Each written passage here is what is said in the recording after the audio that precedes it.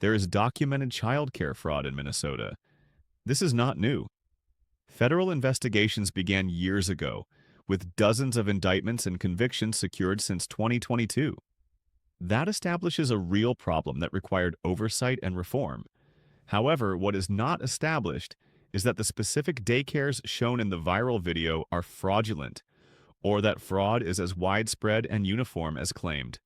The Trump administration's decision to withhold all federal child care funding, $185 million affecting 19,000 children, appears to be based on allegations that have not been independently verified. Importantly, no alternative plan was announced for families who rely on that funding, meaning innocent children and parents bear the immediate cost of an unproven narrative. Before we make a payment. However, the so-called evidence comes from a man who has posted anti-Muslim and anti-immigrant content in the past. CNN's Whitney Wild speaks to the man behind that video and takes a look at his claims. We're from CNN. Can we talk to you? This is MAGA YouTuber Nick Shirley. Back at a daycare in Minnesota, he alleged was a fraudulent facility in a now viral video. People are going to say this is a left or right issue, but no, fraud is fraud. And so I'm not out here trying to put a twist on things. Shirley's viral video, released over the weekend, in which he says he's uncovering tens of millions of dollars in fraud at Minneapolis daycares run by the Somali community, was retweeted by Elon Musk and Vice President J.D. Vance. In the video, Shirley tries to open locked doors and talk to people at various daycares he claims are frauds. Did you come during their normal operating hours when you came to visit? I came at 11 a.m., I believe, and I also came the following day later in the day. The point of it is not whether or not I came at the right time of their operation hours. The point is that blacked out doors, they can't give you any information. You call that number, no one answers. I wasn't trying to go inside, and there should be a way for somebody to actually be able to call that number and somebody to be able to answer. These aren't real businesses. But surely you don't think a daycare should just be unlocked. You shouldn't be able to just walk into a There daycare. should be a reception. No, every daycare is locked. Their doors are locked. And so, okay, you bring up a fair point. Then why can't they actually give me information how to enroll a child? This episode highlights how viral content can now drive federal action faster than traditional investigations. A MAGA-aligned YouTuber with a documented anti-immigrant and anti-Muslim history produced a video that was amplified by powerful political figures before verification. That amplification gave the claims institutional weight they had not yet earned. Minnesota is also a politically convenient target, home to Democratic leadership, a prominent Somali American population, and figures like Governor Tim Walz and Representative Ilhan Omar. As a result, legitimate fraud concerns are being mixed with ideological messaging, turning oversight into a culture war weapon. This blurring undermines trust in both media and government enforcement. Federal law enforcement has been investigating fraud in Minnesota for several years. Both Attorney General Pam Bondi and FBI Director Kash Patel said on social media they've indicted dozens of defendants. DHS has posted multiple videos of agents they say are conducting a massive fraud investigation. Do you think that federal law enforcement hasn't done enough? I mean, they would say, look, these fraud cases have been going on, but they've already done like 80 indictments. The cases have been going on, for years. And why did I show up one day in Minnesota and go to all these daycares, no children, they're receiving millions of dollars. We uncovered nearly $110 million in fraud in one day. How do you know that all the allegations that you're making are true? How do I know that they're true? Well, we showed you guys what was happening, and then you guys can go ahead and make your own analysis. We're coming so we can make our own analysis. Are you 100% sure you're true? Yeah, I am 100% sure I'm true. CNN is looking into Shirley's claims. Hi, my name's Whitney Wild. I'm a correspondent for CNN. We reached out to several of the daycares featured in the now viral video. Only one daycare facility answered and said they are a legitimate business. Have you seen the videos, purporting that some of these daycares don't have kids inside? Minnesota Republicans say despite the new focus from the Trump administration, they have been sounding the alarm on fraud for years. We have talked about fraud. We have gotten stories. We've tried to push this forward every way that we can. At the daycare where Shirley showed back up, a stream of children walk inside. You're saying that this is a fraudulent daycare. There's kids being dropped off right now. Yes, the Commissioner of Children literally said a week ago this place was closed. Did you know They're that? showing face right now. A viral video, disputed claims, and their full fallout remains to be seen.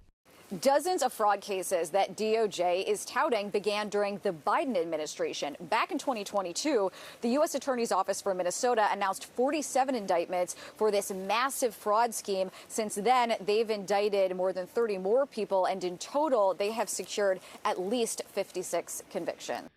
If fraud exists, it must be prosecuted fully, fairly, and without regard to race, religion, or immigration status. Fraud is colorblind, and accountability should be too. But collective punishment, cutting off aid to an entire state and tens of thousands of children, sets a dangerous precedent. It risks stigmatizing whole communities while ignoring due process. Real accountability means targeted investigations, transparent evidence, continued support for innocent families, and systemic safeguards, not policy made by viral outrage. Otherwise, the fallout will harm the very people childcare programs are meant to protect, while deepening social and political divisions. First, what do we know based on evidence about the alleged fraud in Minnesota and how legitimate and widespread it may be? Well, I think a lot of people were very apt to believe Shirley's videos because we had indictments in 2022 when reporting first came out about this issue. It was David Fahrenthold, then at the Washington Post, who started to unravel all of these claims. The reason why I think Shirley's post has gone viral amongst some of the conservative community is because Minnesota is a politically convenient target, not just for the president, but for the party. Obviously, the governor there, Tim Walz, was the running mate to Kamala Harris in the 2024 election. Ilhan Omar has long been a foe of the president's, and you noted up top that the ICE immigration raids on Somalis has been a priority for the president. So all of this collectively has made this story something that people want to gravitate to. And in addition to that, previous reporting that uncovered widespread fraud in Minnesota from years ago also makes people more apt to believe this, where I think a lot of folks in the media, including you mentioned CNN, which is looking to verify this video, are showing pause and trepidation around Shirley's reporting is just that making sure that it's actually verified that it's showing fraud in a similar way that we all evaluated the initial reporting that came out in 2022. And Antoine, what does it say about the media landscape at this point when a YouTuber with an anti-immigrant past can post a video with scant evidence, we can say, that launches a federal surge into a state?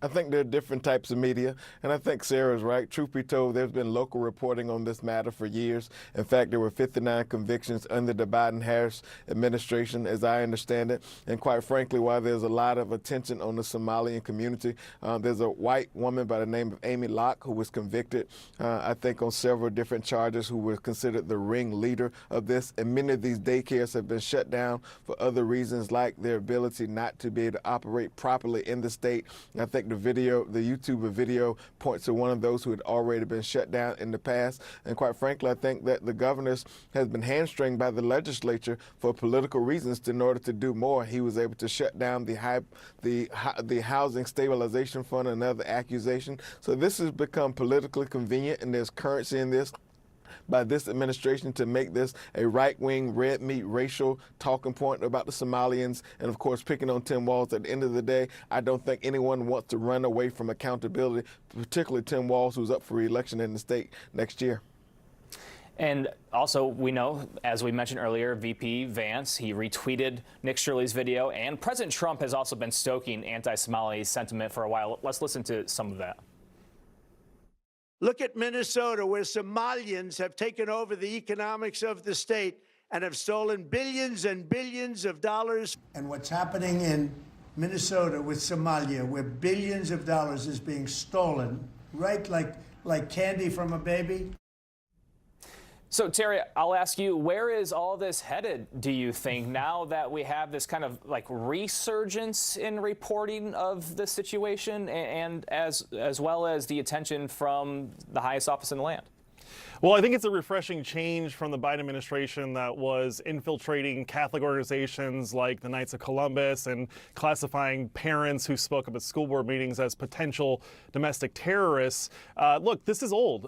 This is, I think I saw news stories and videos as far back as 2014, definitely 2018. These claims of fraud are verified. They are credible. They've been trying to do things here. And listen, I think that our justice system needs to be colorblind. Because we know that fraud is not, or I'm sorry, that fraud is colorblind. This is not about the Somalians. I think that the reason that it's being focused on the Somalians is because they're the ones committing it. We took these people in as refugees, and it looks like there's billions and billions of dollars of scams. So hopefully we can get some convictions here and get some justice, because people need this money. People need help with daycare, and no one should be scammed of it, especially taxpayers. Well, if I can just quickly add, keep in mind Trump University was convicted for fraud, and I would also add that this president has pardoned those close to him who's had their own allegations of fraud. So we should keep that in mind. If we're going to be fraud, let's deal with fraud. And we don't want to go tit for tat, but I do appreciate all of your guys' insight. Thank you to our group chat.